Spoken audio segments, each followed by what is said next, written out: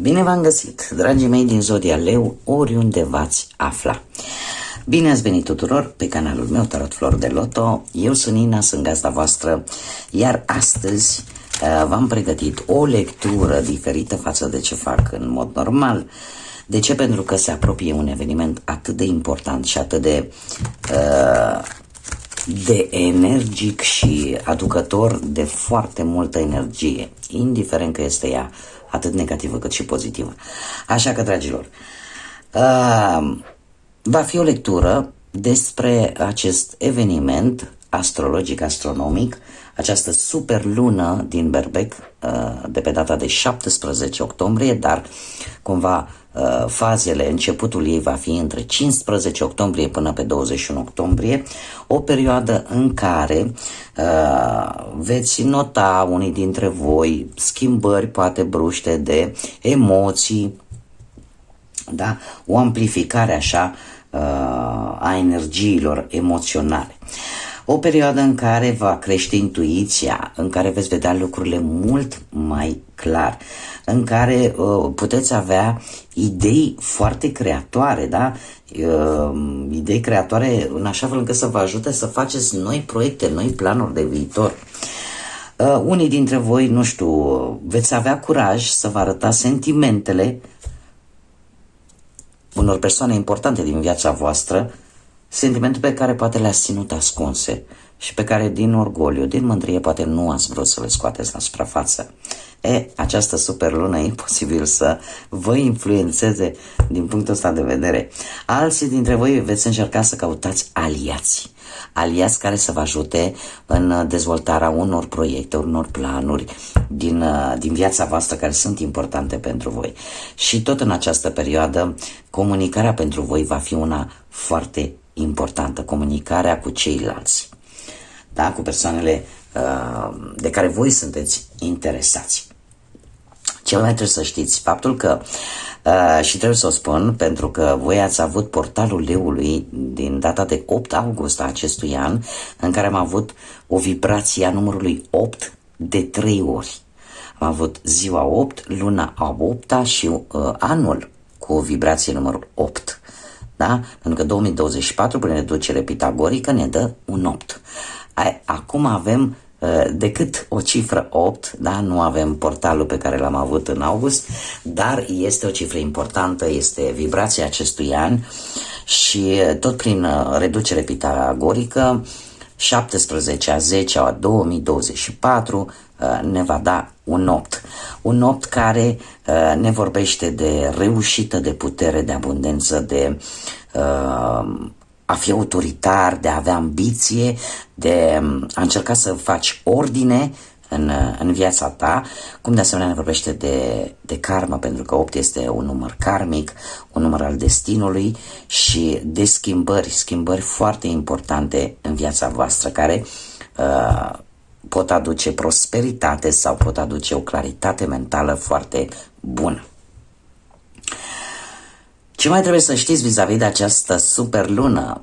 Și anume faptul că este pentru cei care sunteți cu o vibrație mai joasă, posibil să experimentați o accentuare a anxietății sau să vă simțiți așa un pic mai agitați sau să aveți așa excese de furie, să vă enervați așa din orice.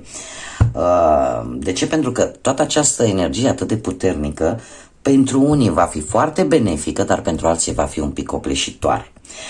De asemenea, trebuie să vă spun că toată această energie la nivel emoțional e pentru simplu fapt că știm ce influențe are luna față de mări. Da? Când avem acele maree în care apa se retrage și după care revine. Noi, cum știm foarte bine, corpul uman are foarte multă apă. E compus din foarte multă apă.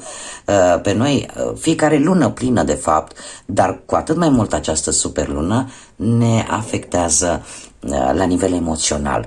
Dar și avem schimbări bruște așa de atitudine. Acum suntem triști, poate pe urmă suntem mai nervoși, pe urmă ne calmăm, da? Avem schimbările astea. Tocmai ca să găsim un echilibru și să reușim să ținem sub control, cel puțin în această săptămână 15-21 octombrie, trebuie să vă spun mici trucuri, da? Sau sfaturi, luați-le cum vreți voi, dacă vreți să le puneți în aplicare, dacă nu, nu, așa cum le spun și la copiii mei că sunt mari, zic, mami, eu îți dau un sfat, dacă vrei să-l ții, dă bine, dacă nu, fă ce vrei cu el. Așa și vă spun, dragilor, în această perioadă, dacă aveți acces la cristale, cum ar fi, de exemplu, ametistul, obsidiana sau turmalina neagră, puteți să o țineți acolo în buzunăraș sau la o brățară, la un inel pentru doamne sau chiar și pentru domni, la gât, da, dacă le aveți, mai ales în această perioadă, pentru că va înlătura această energie negativă și în felul ăsta te va proteja. Iar în afară de acest lucru, ce ar mai fi? Puteți face, mai ales în ziua de 17 octombrie, puteți face băi cu sare aromată, mai ales cea de lavandă este indicată în această perioadă, sau încercați să afumați prin casă cu salvie, da? Sau cu lemn sfânt, da? Palo Santo îi spune aici în Spania, care miroase foarte frumos, și salvia de asemenea, și în felul ăsta să alungați toate acele energii negative care v-ar putea crea probleme și v-ar proteja. Cum de asemenea, nu știu, pentru cei care aveți posibilitatea să ieșiți în mijlocul naturii, da? Să luați contact cu arborii, cu plantele, cu pământul, cu apa, da? Asta pentru cine poate acest lucru, pentru că vedem bine ce se întâmplă pe tot globul cu aceste uragane, aceste furtuni ieșite de sub control. Și apropo de acest lucru, trebuie să vă spun că natura de fapt e pur o părere personală, dar natura de fapt ne arată cât suntem de mici. Cât suntem de mici și cât de repede putem dispărea. Asta vis-a-vis de toată apa, acest element atât de vital și atât de benefic pentru noi. Cât de mult rău poate să ne facă atunci când există un dezechilibru. Bun, nu știu, puteți aprinde o lumânărică albă, care este simbolul păcii, al luminii și al protecției divine, și să vă scrieți așa pe câte o foiță, pe una, uite, nu vreau să renunț, să nu mai vină în viața mea, la ceea ce ție nu-ți mai folosește, și pe o altă bucată de hârtie să spuneți ceea ce vreți să vină către voi, da? Și după care să le arde, să lăsați să se ducă în univers, în așa fel încât să atrageți acea energie pozitivă de care voi aveți nevoie. Nu cred că e cazul nostru să vă spun, suntem toți adulți, eu oricum aceste lecturi nu le las să se vadă de către copii, cât de către minori, așa că dacă faceți aceste lucruri, mare grijă, da? Cu focul și cu toate aceste lucruri, luați-vă măsurile de precauție, da? Nu vreau să am probleme. Sunt mici trucuri pe care eu le fac, mici sfaturi pe care eu le fac tocmai pentru a trece peste aceste pasaje un pic mai negative cu care vine în general luna plină și această superlună. Ce ar mai fi de spus? Unii dintre voi poate să aveți așa ceva dureri de cap, dureri poate de dantură, posibil, și mare grijă, pentru că și voi sunteți un semn de foc, la fel ca și berbecul, și trebuie să vă spun, mai ales pentru cei care poate aveți luna, Venus, ascendentul sau nodurile în zodiile cardinale, mai precis berbec, rac, capricorn și balanță. De ce? Pentru că avem și o cruce cosmică în această perioadă și apare o accentuare destul de mare a, cum să spun eu, o lipsă de tact posibil, o lipsă de răbdare, parcă nu o să mai fiți dispuși așa, cei care aveți, cum bine am spus, aceste semne cardinale în cartea voastră astrală, da?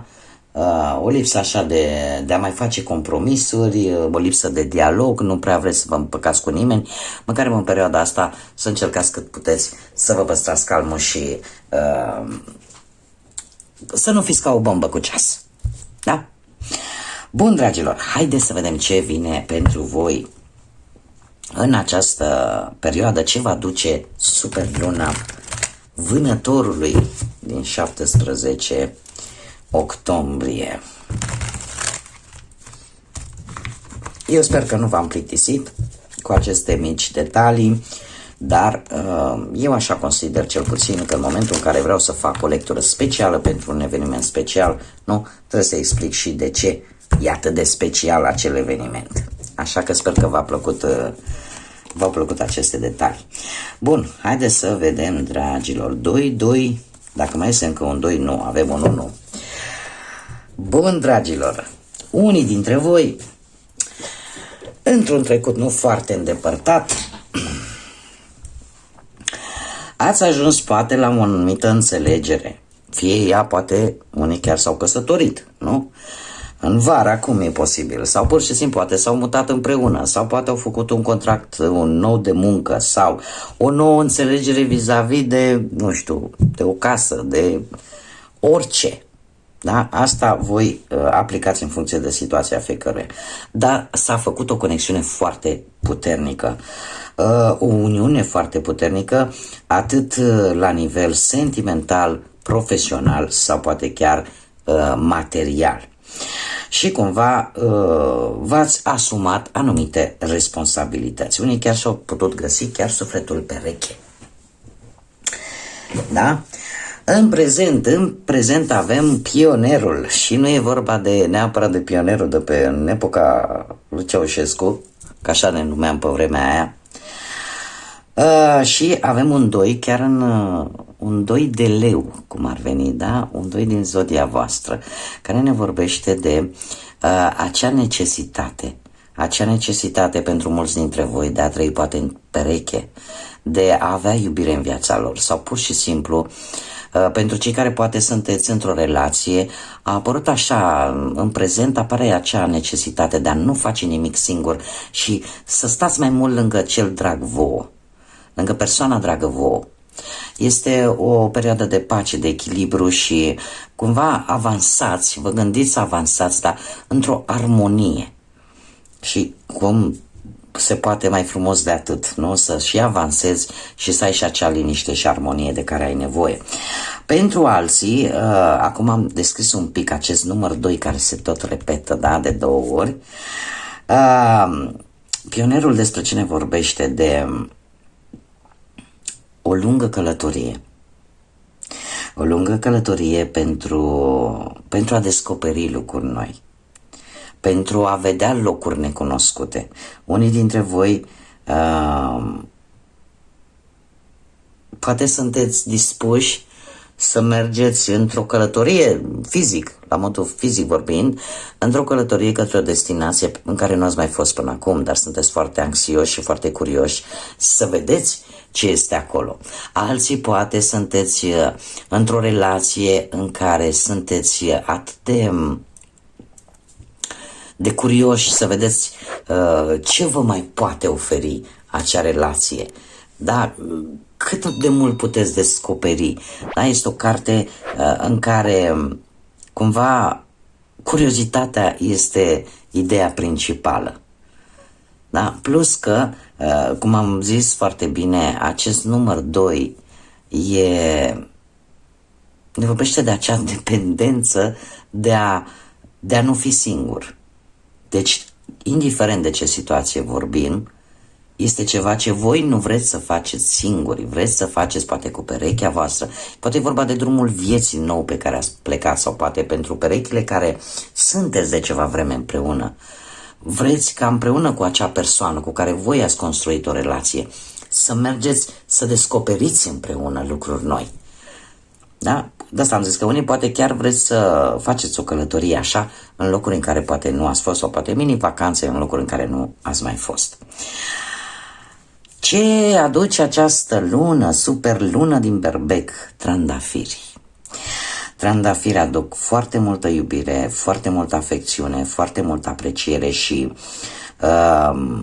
un nivel posibil de IQ, de inteligență foarte ridicat. Cum de asemenea vă poate aduce și emoții la un nivel mult mai ridicat decât în mod normal. Așa că, dragilor, această superlună, cum v-am povestit, aduce această intensitate în emoții și în sentimente. Iar la voi nu am efectiv, singurul lucru pe care trebuie să vi-l spun este că, într-adevăr, aveți grijă, mai ales dacă aveți acele planete cardinale. Da? Le mai repet încă o dată. Rac, Berbec, Balanță și Capricorn. Dacă le aveți în cartea voastră astrală pe poziții importante, cum ar fi Luna, Venus, ascendentul sau poate nodul nord, să acordați un pic mai multă atenție la tensiune, da? La tensiunile astea care pot apărea, să nu vă implicați în tot felul de conflicte, de discuții care nici măcar nu sunt importante poate pentru voi. Da? În așa fel încât să vă păstrați mereu un echilibru în această perioadă.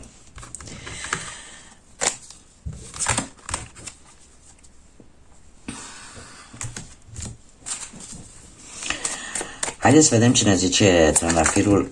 Deci nu cred așa și tot multe au căzut.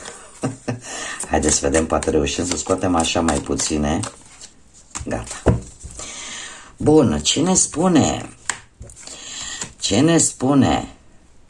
Dragilor, unii dintre voi e posibil să treceți în această perioadă printr-un blocaj emoțional. Printr-un blocaj emoțional, poate datorită unei persoane care încă se mai gândește la voi și pe care voi a fost într-adevăr dragoste între voi. Acest oracol îmi prezintă o situație la care unii dintre voi vă puteți regăsi, alții nu. Aici am vorbit la modul general, da? Pentru întreaga zodie, ca să ne lămurim. Posibil unii dintre voi să fi trecut printr-o separare și în care într-adevăr a existat dragoste. Se pare că puteți traversa unii dintre voi această perioadă cu un blocaj emoțional. De ce? Persoana pe care voi ați avut-o în viața voastră vă simte lipsa. Și cumva e posibil să se gândească foarte mult la voi și cumva poate voi să vă dați seama. Doar că există un soi de nu știu, de competiție sau de inamici. De ce? Pentru că aici mi apare o a treia persoană care în permanență este după voi, care se interesează de voi.